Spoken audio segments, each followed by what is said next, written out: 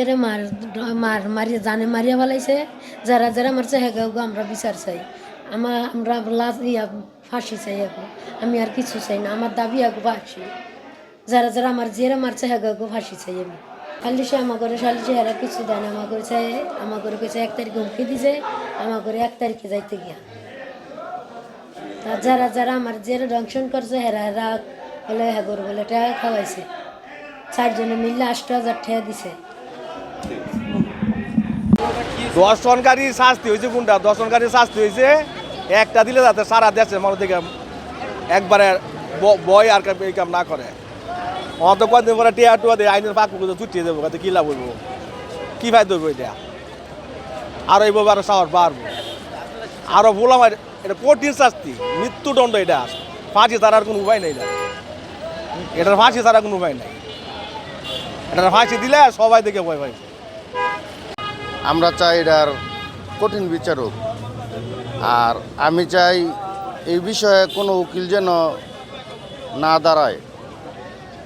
আর যে উকিল দাঁড়াবে সেই উকিলের বিরুদ্ধে আমরা দেখব। যে উকিল এই বিরুদ্ধে দাঁড়াবে, জামিন চাবে, সেই উকিলটাও আমরা দেখব। মাদক দিবসে এটা চায় যে এটার বিচার আমরা সবাই দাবি করব যে এটার বিচার ফাঁসি হোক, এবং ফাঁসি যেন 10 বছর পরে না হয়, ফাঁসি যেন দ্রুত হয়। 10 বছরের ভিতরে আবার এটা জামিন হয়ে যাবে। আমরা এটাই চাই, সবাই এলাকার বাসী আমরা এটা নিয়ে খুব দলের নেতাকর্মী তারাও চায় এটাই।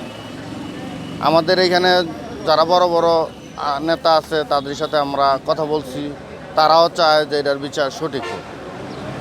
দলের কোনো নেতাও ওই পক্ষে যাবে না, বা দলের নেতারা চায় যে যেই হোক এটা কঠোর বিচার হোক। আমরা চাই এটার কঠিন বিচার হোক। আর আমি চাই এই বিষয়ে কোনো উকিল যেন না দাঁড়ায়। আর যেই উকিল দাঁড়াবে সেই উকিলের বিরুদ্ধে আমরা দেখব। যে উকিল এই বিরুদ্ধে দাঁড়াবে, জামিন চাবে, সেই উকিলটাও আমরা দেখব। মাদক দিবসে এটা চায় যে এটার বিচার আমরা সবাই দাবি করব যে এটার বিচার ফাঁসি হোক, এবং ফাঁসি যেন 10 বছর পরে না হয়, ফাঁসি যেন দ্রুত হয়। 10 বছরের ভিতরে আবার এটা জামিন হয়ে যাবে। আমরা এটাই চাই, সবাই এলাকার বাসী আমরা এটা নিয়ে খুব দলের নেতাকর্মী তারাও চায় এটাই। আমাদের এইখানে যারা বড় বড় নেতা আছে তাদের সাথে আমরা কথা বলছি, তারাও চায় যে এটার বিচার সঠিক হোক। দলের কোনো নেতাও ওই পক্ষে যাবে না, বা দলের নেতারা চায় যে যেই হোক এটা কঠোর বিচার হোক। এটা তো সমাজ কোনোভাবেই কাম্য নয়। এই ধরনের ঘটনা যাতে পরবর্তীতেও না ঘটে, এটা আমরা আইন শৃঙ্খলা এমন শাস্তি দেয় যাতে পরবর্তীতে এটা সাহস না পায়। কারণ এখনকার যে যুগ, একটা দেখা দেখি আরও অনেকগুলো ঘটনা ঘটে, এটা প্রায় সময় আমরা দেখতেছি। যাতে এমন শাস্তি দেয় যাতে এই ঘটনা কল্পনা স্বপ্নও না দেখে সন্ত্রাসীরা এই ধরনের কার্যক্রম করা যায়। যেহেতু এলাকার পার্শ্ববর্তীতে তারা 15 দিন আগের ঘটনা, তারা একজন সমাজের দায়িত্ববান, তারা বিচারক হইয়া তারা এই ধরনের একটা ঘটনাকে থানা মামলা দায়ের না করে তারা কেন এটার দামাচাপা দেওয়ার চেষ্টা করেছে। লেনদেনের বিষয় আসছে কিনা এটা আমি জানি না, কিন্তু হতেও পারে। কারণ যেহেতু তারা একতরফা হয়ে দামাচাপা দিয়ে আবার মেয়েদেরকে দেওয়া হয়েছে যাতে এলাকা ছেড়ে চলে যায়। হয়তো তারা বিদেশি লোক, এখানে চাকরি করে কর্ম করে খেতে এসেছে, হয়তো ভয়ভীতিতে তারা মামলা করতে পারে না। এর মানে এইটা না যেহেতু হোক তারা তো আর এই মেয়ের মৃত্যুদণ্ড আমরা কামনা কখনোই করি না। তারা দর্শনও করবে, আবার একটা মেয়েকে মেরেও ফেলবে। তারা এত বড় সন্ত্রাসী এবং কিশোর গ্যাং হয়ে গেছে, এই ধরনের নসিদের মধ্যে আমরা এটা কাম্য করি না, এবং এটা সুষ্ঠু বিচার চাই। এবং এটাও পুলিশদেরকে এবং প্রশাসনকে নিয়ন্ত্রণ করতে হবে, কারণ এখন টাকার খেলা। না, সমাজ এটা প্রত্যাশা কখনোই করে না। আমরা এই ধরনের এই নৃশংস ঘটনা আমরা সব প্রত্যাহার হোক দেশ থেকে, এবং ভবিষ্যতে আরও ভালোভাবে আমাদের দেশটা ভালোভাবে চলুক, এটাই আমরা প্রত্যাশা করি। হ্যাঁ, যারা দোষী তার সাথে সাথে তার দোষীরাও দোষী। আসলে ভাই এটা আমাদের মাদকদের জন্য সবচেয়ে ন্যাক্কারজনক ঘটনা। আমরা আসলে মাদক দিবসে এটার কাম্য নয়। আমরা এটা দৃষ্টান্তমূলক শাস্তি চাই, যেন মাদক দিবসী জানুক যে পরবর্তীতে এইসব ঘটনা ঘটার আগে যেন দ্বিতীয়বার বুকটা কাঁপে। আমরা ওসিদের কাছেও আমরা এই আকুল আবেদন থাকবে তারা যেন এই বিচার নিশ্চিত করে।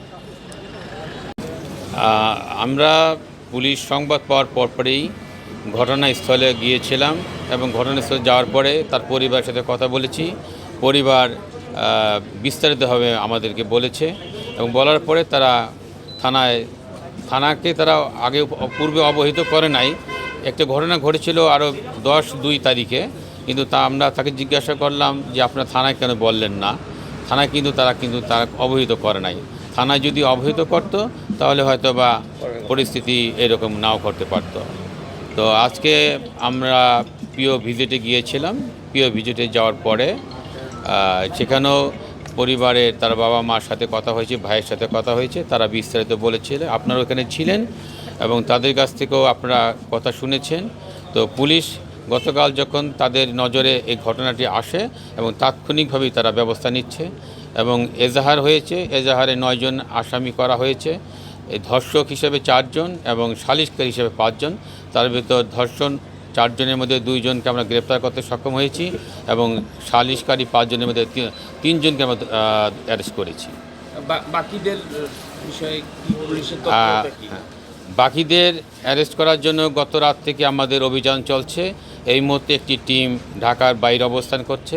আমরা ইনশাল্লাহ খুব তাড়াতাড়ি ধর্ষক এবং সালিশকারী যারা ছিল তাদেরকে গ্রেপ্তার করতে সক্ষম হব।